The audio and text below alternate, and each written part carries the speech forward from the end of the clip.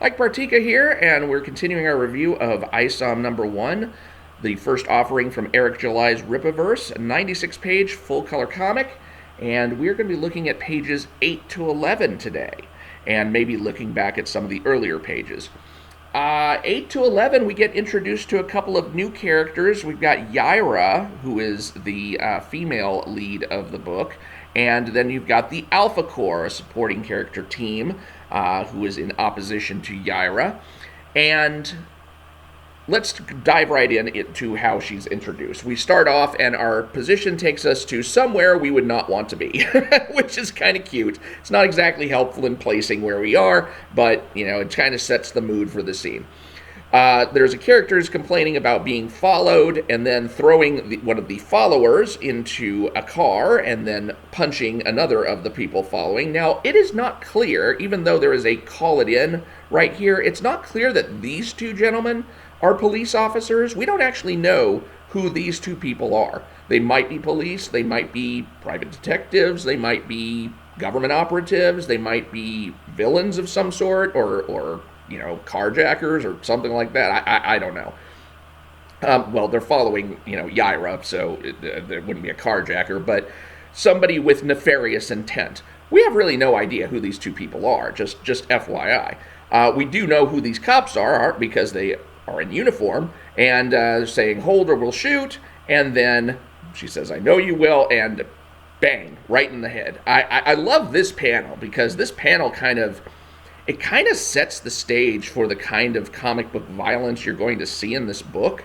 There's all kinds of degrees of comic book violence, but this is one in which I really feel like, you know, you're looking at a human, a regular Joe, who is about to encounter a superhuman force, and it has consequences. It has high stakes. I mean, this is like concussion-worthy stuff. Blood flying, kudos to Gabe Altaib for the coloring on the blood. This is, you know, it's threatening. It's threatening. It shows a threat. So I do like that. I do like the fact that whoever's going to show up on the next page, which is, of course, Yaira, you know that she's a threat, and it's a serious threat. She's not going to be coddling these people. She's not going to be, you know, shooting at the ground around them, you know, shooting at their feet and like making them dance in a little western jig. No, it's serious if you encounter her.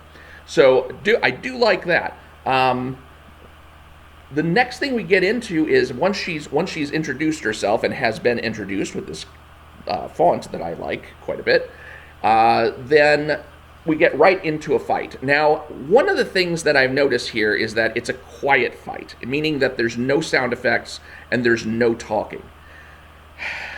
I've seen this kind of technique used before. I think Broadway Comics, which was helmed by Jim Shooter, formerly of Marvel, and then Valiant, and then Defiant, and then later Broadway Comics, he kind of pioneered this technique where basically, you know, the characters are not talking at all, and you're not also getting any sound effects while they're fighting.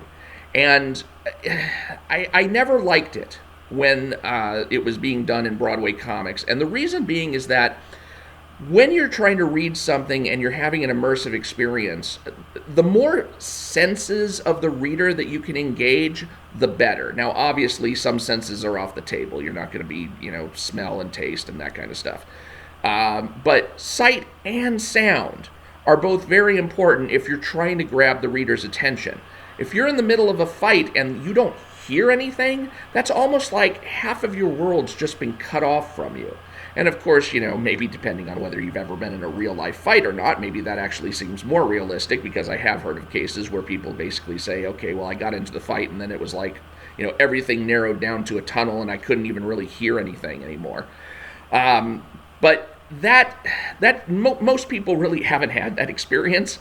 So what we're looking for is ways to engage both of our senses, and part of the ways that comics have traditionally done that is either by providing sound effects like a wham or a bam or a, you know, not a thank you ma'am necessarily, but some kinds of sound effects that would show that somebody's just been hit very hard, pow, crunch, you know, the kind of things that would show up on the Adam West Batman series. And that doesn't happen here, and neither does any talking.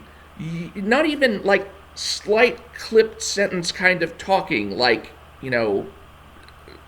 something where somebody would be talking trash back and forth during the fight, just so that we have something to hear, and maybe also something where we could kind of get a feel for the personalities of the characters who are engaged in this fight.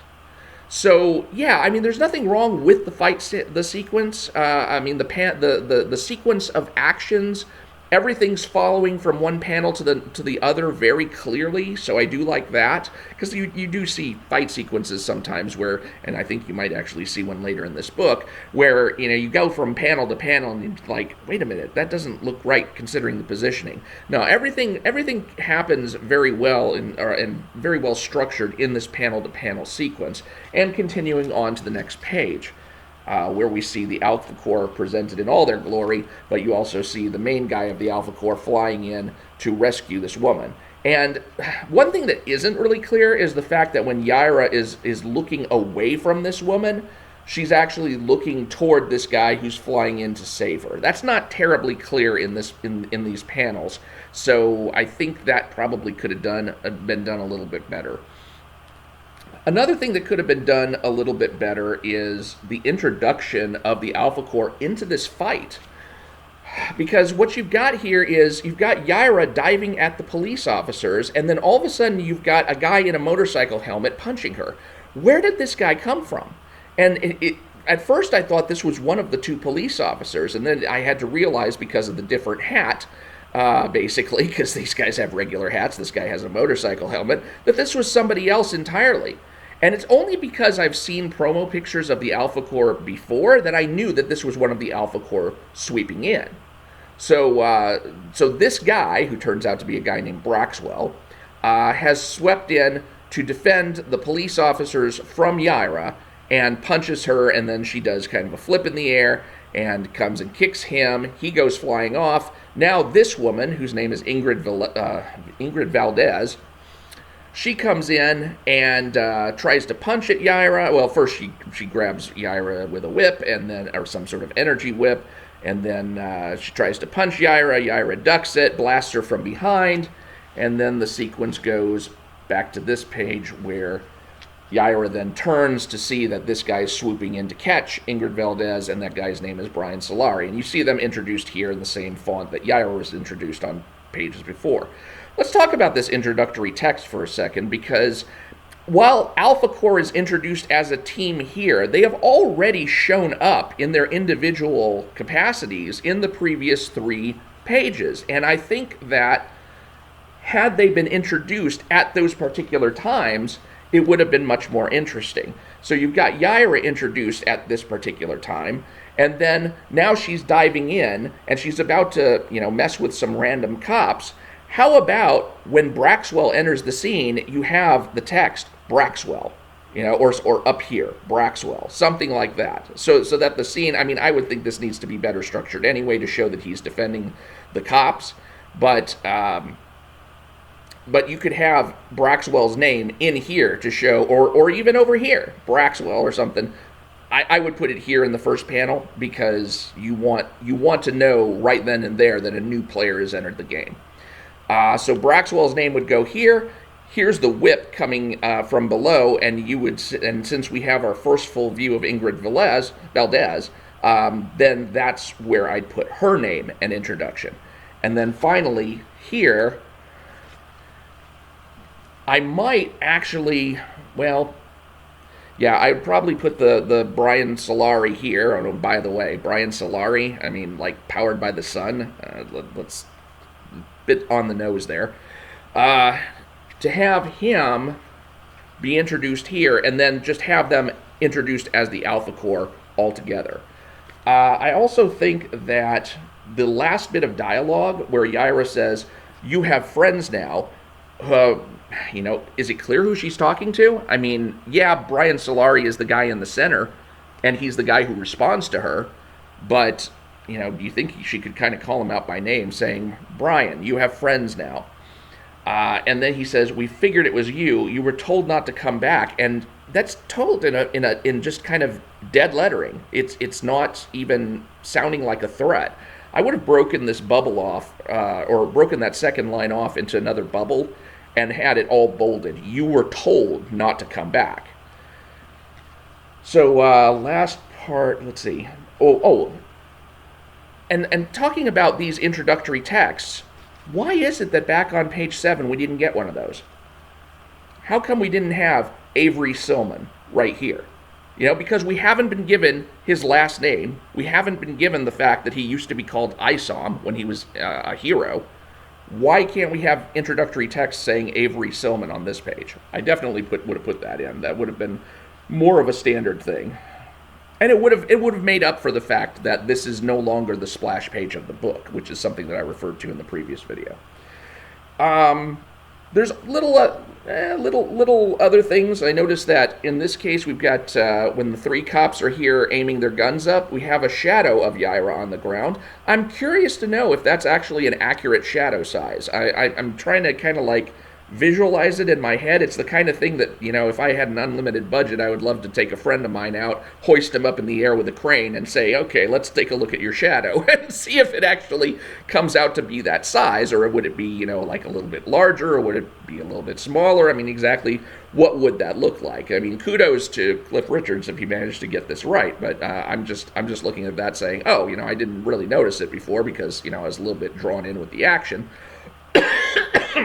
But, you know, if that actually manages to be the right size of shadow, that's actually kind of impressive. I like that.